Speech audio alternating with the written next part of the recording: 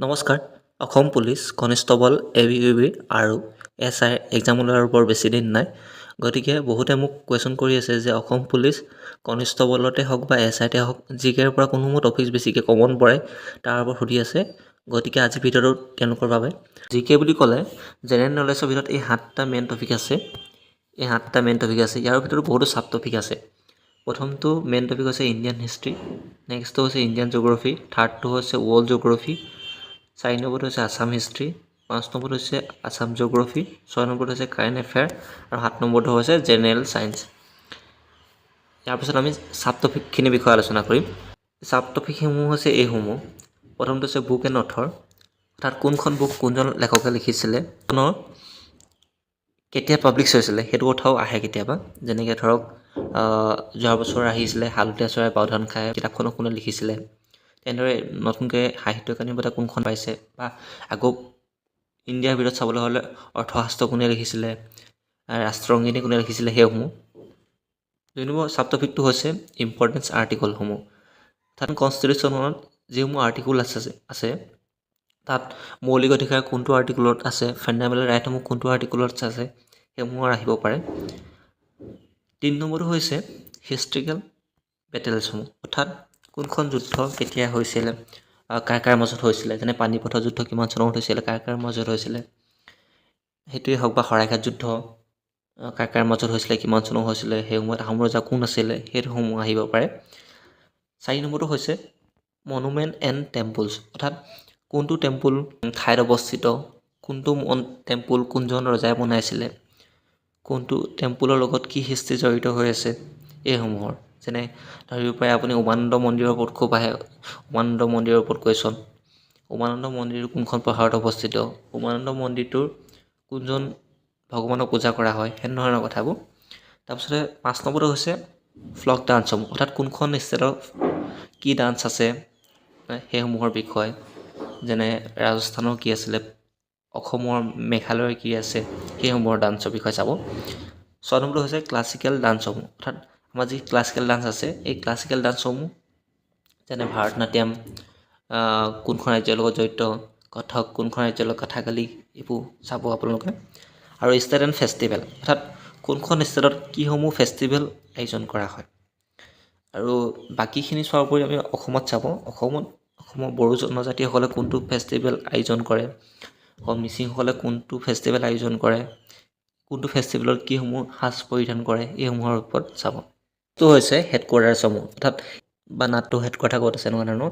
9 number হৈছে founder of dynasty, অৰ্থাৎ কোনটো ডাইনেষ্টি কোনজন ৰজাই স্থাপন কৰিছিলে, মোৰ ডাইনেষ্টিটো কোনে স্থাপন কৰিছিলে, চুতীয়া ডাইনেষ্টিটো কোনে, কছাৰী ডাইনেষ্টিটো কোনে স্থাপন কৰিছিলে, সেইবোৰ চাব।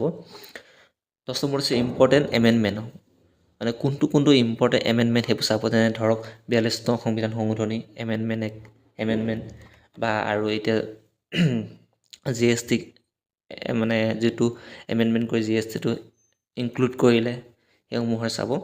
বা চিটিজেনশ্বিপ এমেণ্ডমেণ্ট এক্ট কোনটো এমেণ্ডমেণ্টত আহিলে, সেইবোৰ চাব। 11 নম্বৰ হৈছে ৰিভাৰ এণ্ড লেক, কোনখন ৰিভাৰ কোনখন ৰাজ্যত আছে, বা অসমৰ ভিতৰত চাবলৈ হ'লে ব্ৰহ্মপুত্ৰৰ উপনৈ আছে, সেইসমূহ চাব। লেকসমূহ কোনখন ৰাজ্যত কোনটো লেক আছে, সেইবোৰ চাব। নেশ্যনেল পাৰ্কসমূহ, অসমৰ যিকেইখন নেশ্যনেল পাৰ্ক আছে সেই নেশ্যনেল পাৰ্কসমূহ চাব, কোনকেইখন জিলাত অৱস্থিত সেইটো চাব। তাৰ উপৰি বাহিৰেও চাব আপোনালোকে, ইণ্ডিয়াৰ ভিতৰতো আহিব পাৰে। 13 নম্বৰ হৈছে নেশ্যনেল মনুমেণ্টসমূহৰ ওপৰত চাব আপোনালোকে, ইণ্ডিয়াৰ ক্ষেত্ৰত আৰু ইণ্ডিয়াৰ পৰা বাহিৰৰ ক্ষেত্ৰতো চাব। 14 নম্বৰটো হৈছে ষ্টেট এণ্ড ইউনিয়ন টেৰিটৰিজ, অৰ্থাৎ আমাৰ কিমানখন ষ্টেট আছে, ইউনিয়ন টেৰিটৰি কোনকেইখন, আৰু তেওঁলোকৰ কেপিটেলসমূহৰ ওপৰত চাব। ইউনিটসমূহৰ ওপৰত চাব, SI ইউনিটৰ ওপৰত প্ৰশ্ন আহে। pH ভেলুখিনিৰ ওপৰত চাব, অৰ্থাৎ ব্লাডৰ pH ভেলু কিমান, পানীৰ pH ভেলু কিমান, সেইবোৰ চাব। ভিটামিনৰ ওপৰত চাব, কোনটো শাক পাচলিত কোনটো ভিটামিন থাকে, বা কোনটো ভিটামিনৰ অভাৱত কোনটো ৰোগ হয়, সেইবোৰ চাব। ডেমছসমূহ চাব, কোনখন নদীৰ পাৰত কোনটো ডেমছ অৱস্থিত, সেইখিনি চাব। এই ডেমছসমূহ কোনখন ৰাজ্যত আছে, সেইবোৰ চাব।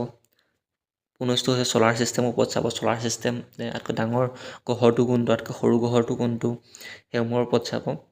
20টো হৈছে ফাৰ্ষ্ট ইন ইণ্ডিয়া, ইণ্ডিয়াৰ কোনে কোনে কি লাভ কৰিছে এৱাৰ্ড, প্ৰথম জ্ঞানপীঠ বঁটা লাভ কৰা, ফাৰ্ষ্ট ইন ৱৰ্ল্ডৰ বিষয়ে চাব, কোনে ফাৰ্ষ্ট মাউণ্ট এভাৰেষ্ট বিজয়ী হৈছিলে, কোনে মহাকাশলৈ গৈছিলে, এইবোৰ চাব।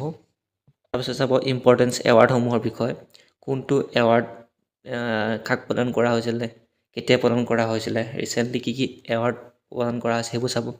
আৰু মিলিটাৰী এক্সাৰচাইজ চাব, কোনখন দেশৰ মিলিটাৰীসকলে নতুন এক্সাৰচাইজ কৰিছে, কিবাকিবি নাম দিয়ে সেইবোৰ চাব। ইণ্ডিয়া কোনকেইখনৰ দেশৰ লগত মিলিটাৰী এক্সাৰচাইজ কৰিছে সেইবোৰ চাব। কেবিনেট মিনিষ্টাৰৰ ওপৰত চাব, যে আমাৰ অসমৰ কেবিনেট মিনিষ্টাৰসমূহ চাব, চেণ্ট্ৰেলত চাব, সৰ্বানন্দ সোণোৱাল কোনটো বিভাগৰ মিনিষ্টাৰ, তেনেধৰণৰ কথা। স্কীমসমূহৰ ওপৰত চাব, কোনসমূহ ইম্পৰ্টেণ্ট স্কীম নতুনকৈ আনিছে, চেণ্ট্ৰেলতে হওক বা ষ্টেটতে হওক, চেণ্ট্ৰেলত যিসমূহ আনিছে, ষ্টেটত যোনবোৰ আনিছে, ষ্টেটৰ মিছন বসুন্ধৰাৰ ওপৰত কুৱেশ্যন আহিছে, কোনটোৰ লগত জড়িত, সেনেধৰণৰ কথা। কাক নতুনকৈ এপইণ্ট কৰা হৈছে, যে ধৰক আপুনি অসমৰ ক্ষেত্ৰত চাবলৈ হ'লে লোকসেৱা আয়োগৰ নতুন অধ্যক্ষ কোন আহিব পাৰে, তেনেধৰণৰ কথা। বা চেণ্ট্ৰেলত সেইফালে চাব গ'লে আৰ বি আই নতুন অধ্যক্ষ কোন, সেইবোৰ বিভিন্ন ধৰণৰ কুৱেশ্যন আহিব পাৰে। অসম সাহিত্য সভাৰ নতুন সভাপতি কোন, আগতে কোন আছিলে, ক'ত অনুষ্ঠিত হয়, সেনেকুৱাবোৰ চাই দিব। তাৰপিছত নেক্সটটো হৈছে নিকনেম, অৰ্থাৎ কোনজন কবিক কি নামে জনা যায়। অসমৰ ক্ষেত্ৰতে হওক বিহগী কবি বুলি কাক জনা যায়, বা বনফুলৰ কবি হিচাপে কাক জনা যায়, এইসমূহ চাব। এইসমূহৰ ওপৰত বহুত বেছি কুৱেশ্যন আহে। গতিকে